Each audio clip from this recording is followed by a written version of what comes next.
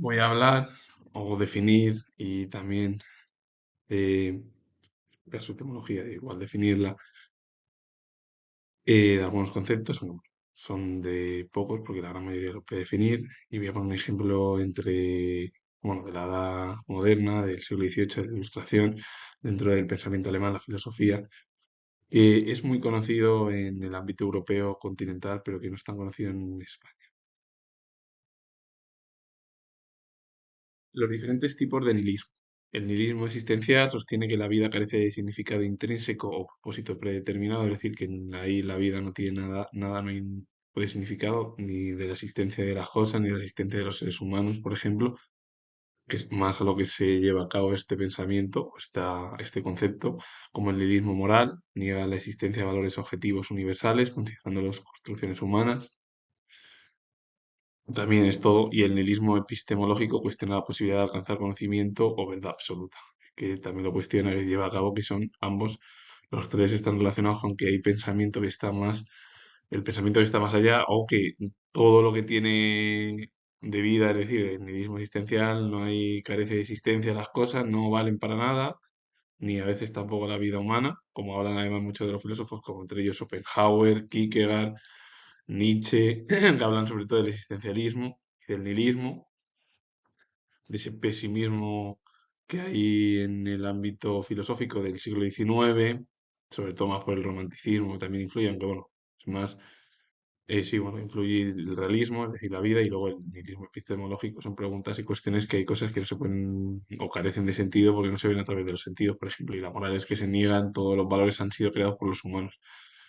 Ese es el problema que, claro, a veces la actitud humana viene de la herencia de Nietzsche, Schopenhauer, Kierkegaard, de Heidegger, de Sartre, es decir, filósofos que hablaban del existencialismo y el nihilismo, sobre todo además muchos de ellos, Nietzsche, Kierkegaard, Schopenhauer, influyeron a los escritores más conocidos de la generación del 98 como Unamuno, Azorín, Ramiro de Maeztu, Manuel Machado, entre otros tantos, que fueron los más destacados que les influyó mucho. Pero bueno, también a Pío Baroja, es decir, a muchos de ellos sí que tuvieron influencia. Sobre todo Unamuno tuvo gran influencia de ese pensamiento filosófico, más porque Unamuno, aparte de ser escritor, también fue filósofo, que claro, se ha dejado un poco de lado la filosofía porque la filosofía de Unamuno es verdad que es una entremezcla bastante compleja, pero bueno, recordad y lo comento yo siendo historiador, él dejó huella en el pensamiento filosófico español como de Gasset, como Séneca y como otros tantos, por ejemplo, Luis Vives, que está totalmente olvidado, porque todo el mundo nos acordamos de la gran mayoría de Europa occidental y del continente europeo, sobre todo la parte occidental y de la cultura en Occidente, de Erasmo de Rotterdam y de Tomás More, por ejemplo. Opino de Luis Vive, nadie lo conoce aquí en España y bueno, ya, bueno, en Europa se conoce algo más, pero bueno, si hablas de Luis Vive y dices quién fue Luis Vives, pues nadie. Luis Vive fue un humanista, filósofo, bueno, humanista y pensador español del Renacimiento y del humanismo. El profesionalismo es la cualidad, actitud y conjunto de comportamientos que demuestran competencia, ética, responsabilidad y excelencia en el ejercicio de una actividad laboral o disciplina.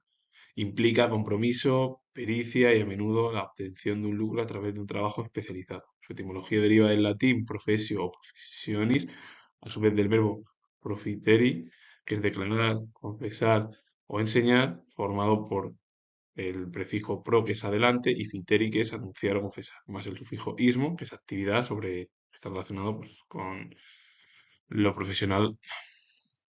A partir de ahí, pues el profesionalismo al final es una manera de llevar a cabo una corriente, bueno, pero no es una corriente, es llevar a cabo formas, tu actividad laboral o disciplina a lo largo de tu vida. La pericia es destreza, maestría, maña o conocimiento profundo adquirido a través de la práctica y la experiencia en una materia específica. Su etimología deriva del latín peritia, que se compone de peritus, que es esperito, probado, experimentado, y el sufijo ia, que es cualidad.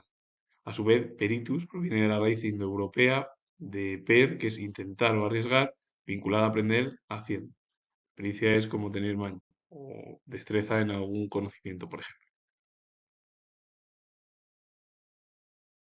Friedrich Heinrich Jacobi fue filósofo alemán. Una de sus obras es The Main Philosophical Writings and the Novel Augur.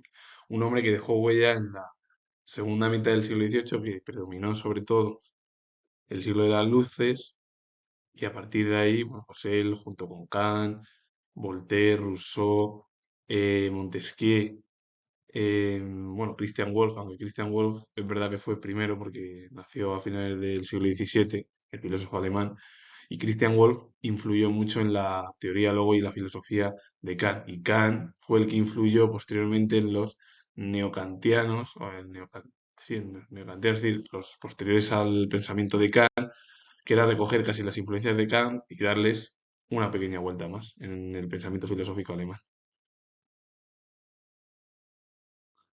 He hablado de diferentes nihilismos, el moral, epistemológico, el existencial.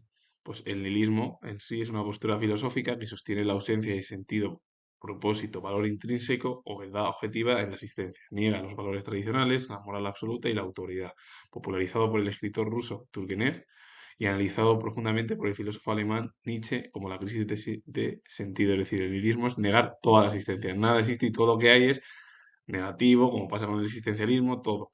Hoy en día, en la sociedad, por ejemplo, del siglo o de la edad contemporánea, toda la era contemporánea, ¿por qué somos tan pesimistas? Por la herencia del existencialismo. El miedo a la existencia, el miedo a no reconocer nada, es por la herencia de todo lo que ha venido de los filósofos europeos. Aquí en España también quedó influenciado en Unamuno y en otros tantos, por ejemplo, Ortega y Gasset, pero claro, Ortega y Gasset hablaba de yo y mis circunstancias, esa frase que además tiene que ser, es importantísima y es lo más destacado y debe ser recordada porque tú eliges un camino y lo que puedes elegir puedes hacerlo bien o mal, pero ahí ya vas a tener tu propia decisión.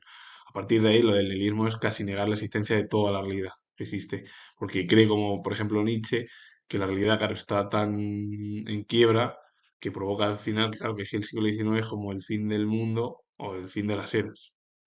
Y además, muchos de los filósofos del siglo XIX, Nietzsche, Schopenhauer, Kierkegaard, europeos además, vieron que era el siglo XX posterior, iba a ser un desastre total, como sucedió. El siglo XX europeo y occidental y mundial fue el mayor desastre para la humanidad porque estalló la Primera Guerra Mundial, la Guerra Civil rusa, la Guerra Civil española, caídas de muchas monarquías europeas por la crisis, por el radicalismo que había entre la sociedad de una postura de otra. Las formas también de las subidas al poder de em, regímenes totalitarios. Mussolini machacando en 1922 a gente inocente de izquierda.